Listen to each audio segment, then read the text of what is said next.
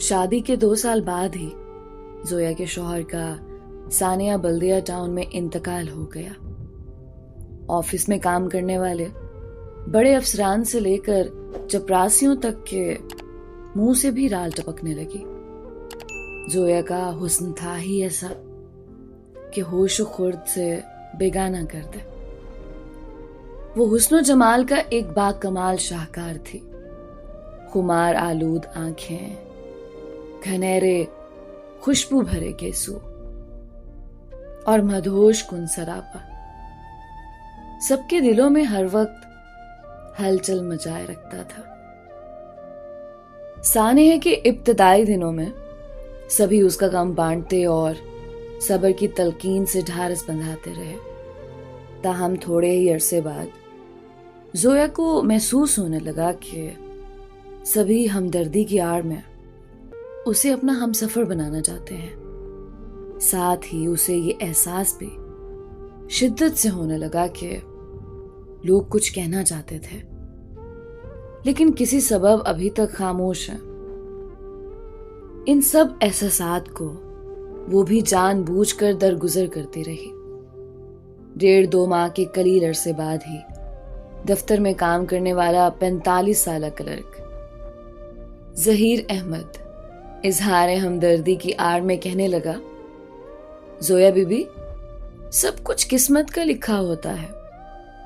आप किसी किस्म की फिक्र ना करें। कोई भी काम हो आप बिला झिझक मुझे कह दिया करें। बस यही कहना था या भी कुछ मजीद कहना है? जोया ने उसके चेहरे पर नजरें टिका दी। नहीं जोया बीबी, मैं इसे अपनी खुशनसीबी ही समझूंगा अगर आपके किसी काम आया। वो किसी हद तक मुतमईन नजर आ रहा था।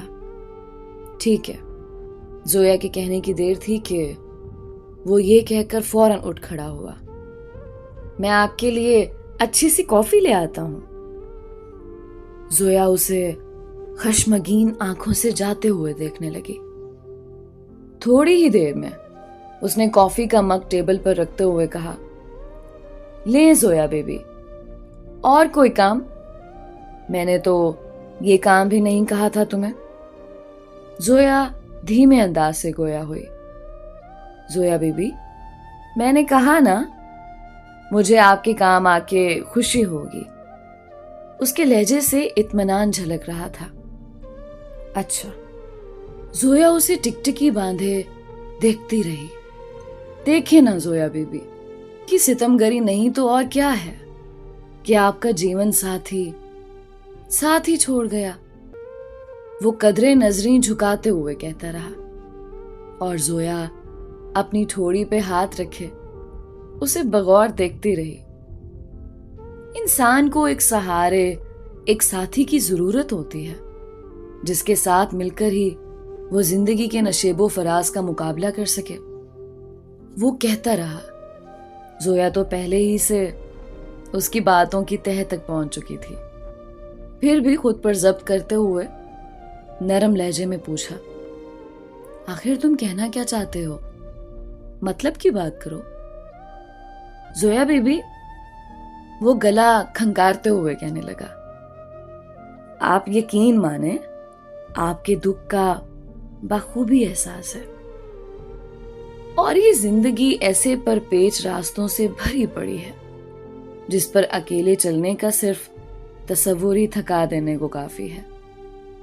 और मैं नहीं चाहता कि आप जिंदगी के किसी दोहराए पर थक जाएं। तो फिर क्या करना चाहिए? वो बामुश्किल अपने गुस्से पर काबू किए हुए थे। तो फिर अगर आप, वो उसके मद भरे नैनों को देखते हुए चुप हो गया। हाँ हाँ, कहते रहो, मैं सुन रही हूं। वो जानबूझकर उसे मौका दे रही थी। अगर आप चाहें तो इस तन्हाई और अकेलेपन के एहसास को खत्म कर सकती हैं।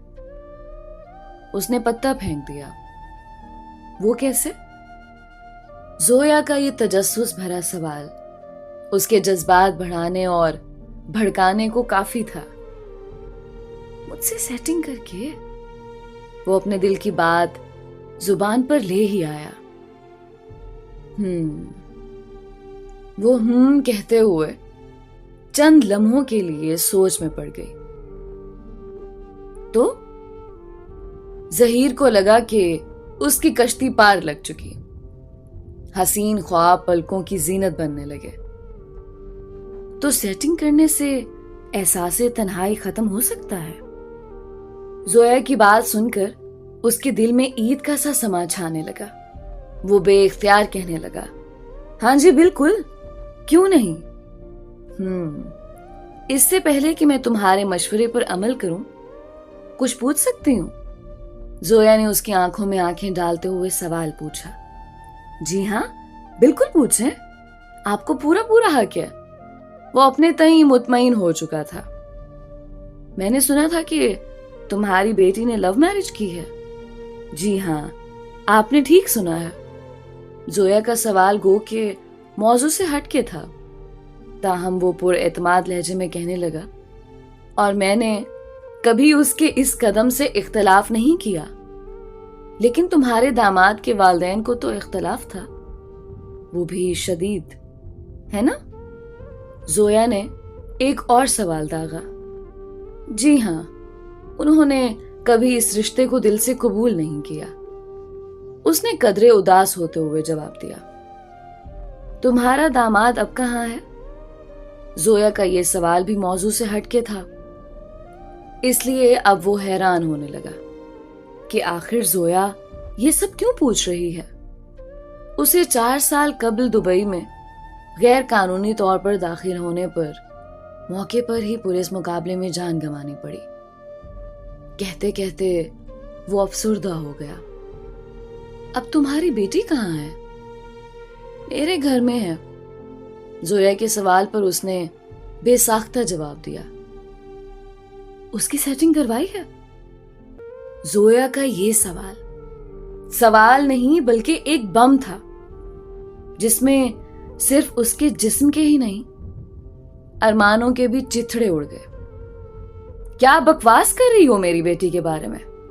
वो चीख कर बोला। जोया इत्मीनान से तंजिया मुस्कुराई। उसे खुशी हुई कि वो जो उसकी जात पर हमला करना चाह रही थी वो पूरा हो गया। जोया उठ खड़े हुई और गुस्से से चीखते हुए बोली, बेगैरत इंसान, शर्म और रहम नाम की चीज तुम लोगों में है ही नहीं। अपनी बेटी का नाम आया तो तड़प उठे। और क्या मैं किसी की बेटी नहीं हूं? तुम जैसे जानवर मर्दों की वजह से इस मुआशरे में किसी बेवा और अकेली औरत का जीना मुहाल है। लानत हो तुम जैसे जानवर और गलीज मर्दों पर। निकल जाओ। वो वहां से निकल गया और जोया जोर जोर से रोने लगी और अपने शौहर को बहुत याद करने लगी।